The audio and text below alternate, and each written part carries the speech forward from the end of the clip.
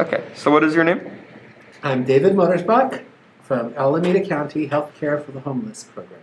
And that's where we are today, right? And that's where we are today in our offices. We were just doing some COVID testing in the morning at a shelter, and now we're in our our offices. And can you tell us a little bit about your mission here?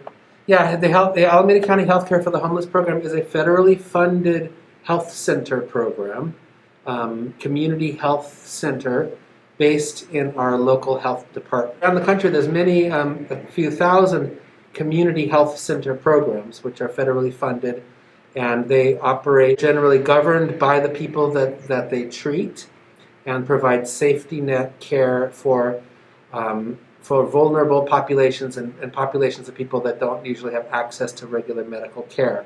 Ours is one of those, but the difference with ours is that number one, we're part of our health department, and number two, we are focused on people experiencing homelessness. So we're a federally funded health care for the homeless program. And our goal, our mission is to improve the health of people experiencing homelessness in Alameda County. And the way that we do that is by, number one, making sure that there is primary care homes for people. So even if you're experiencing homelessness, you have a primary care home. That number two, that we are able to bring health care to people experiencing homelessness through mobile clinics and through portable street health teams that provide field-based healthcare services. The three, that we provide that people that are living in the shelter system are getting services, homeless services, in facilities throughout the county, are able to access healthcare through those facilities, and that those facilities are healthy environments for people.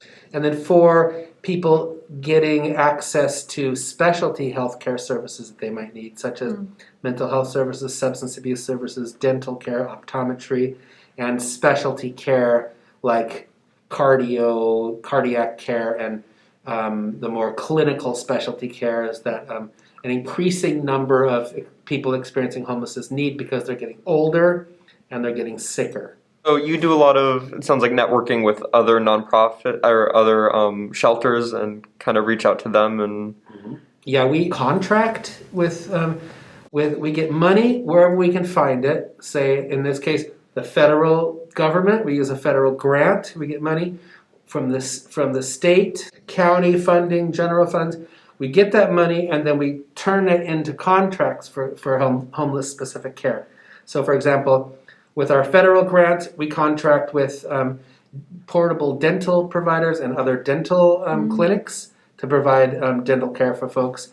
We use some of our federal funds with the hospital system to fund them to focus on homeless people throughout that safety net system. We get state funds, and we built and operate and fund a clinic downstairs in the ground floor where you guys showed up at Fort Franklin, a very specific clinic specifically for people experiencing homelessness that has a lot of mental health support. So people in that clinic come in and they get mental health evaluation and care and treatment. They also get primary care and the regular care, but they also have a housing person and lawyers that work in there that help people get their Social Security benefits, document disabilities, treat those disabilities, and get them approved for SSI if they are disabled and able to work. Second level, which is super important, especially during these COVID times, is these networks of county, city, nonprofit, and community activists that are doing like outreach services, that are engaging or that are running shelters. Some shelters are run by nonprofits that are funded by the city or the county. The importance of those networks really was clear this year when the COVID thing blew up, and suddenly these kind of networks that we had been using for communication and kind of sharing information and training and stuff like that became really the lifeblood of our COVID response to homeless people throughout the county. How do people usually react to the outreach teams, and what's kind of their strategy for engaging with individuals? The outreach teams are generally, there's two kinds of three kinds of folks that visit encampments. So people that are living in the streets. One, it's the man, police, Caltrans, the BART police, any kind of officials who are basically coming to an encampment to tell them to get out. Second is community helpers, do-gooders, folks that come in and drop off stuff and bring food, dump off sandwiches, drop off things, and those types of folks can be very helpful, but they can also just dump off food in the middle of the night and cause actual trash problems themselves. And then there's teams like ours and other kind of community teams that have a relationship with the places that they're going, and they look at us really differently. They look forward to the street health team arriving. There's a trust thing because we have clinical professionals that establish themselves really quickly as being on their side.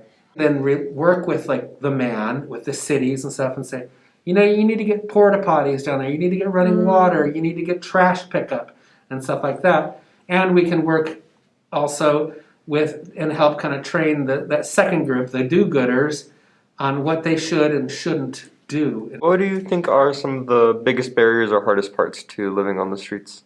People living on the streets is 6 to 10 times more deadly living on the streets than the housed population. So right off the bat, you're in a bad situation. Constantly preyed upon, so your chance of getting murdered is a lot higher when you're on the streets.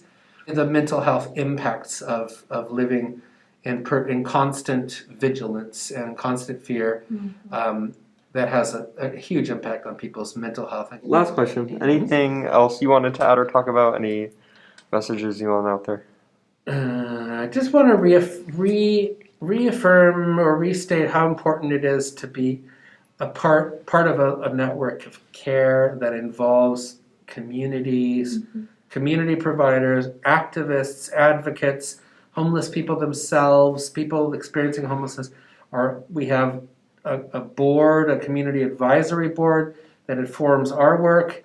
There's also an association or groups of activists and advocates that informally shape our work, make us realize some of the real problems in the system and in the structures, and the nonprofits that we work with, that we coordinate with, that we contract with, that we hopefully develop into a large web of service providers, advocates, and consumers of that. And I think that the idea of governance is really important, that you're driven not by your funders, but by the people you serve.